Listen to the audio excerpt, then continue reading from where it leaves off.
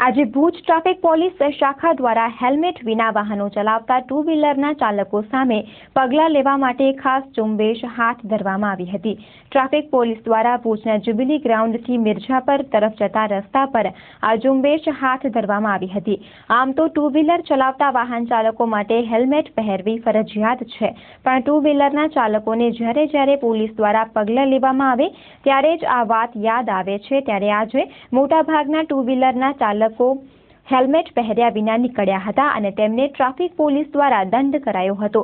સવારના ભાગમાં જ ટ્રાફિક પોલીસ દ્વારા 200 કરતાં વધારે વાહન ચાલકો સામે પગલાં લેવામાં આવ્યા હતા।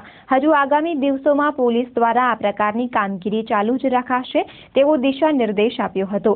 હેલ્મેટ પહેરવાથી સલામતી વધી જાય છે, ત્યારે દંડ કરવાની સાથે પોલીસ કર્મચારીઓ દ્વારા હેલ્મેટ પહેરવાના ફાયદા પણ સમજાવાયા હતા। આ અંગે ટ્રાફિક શાખાના કર્મચારીએ ચંચળ ન્યૂઝ સાથે વાત કરી હતી।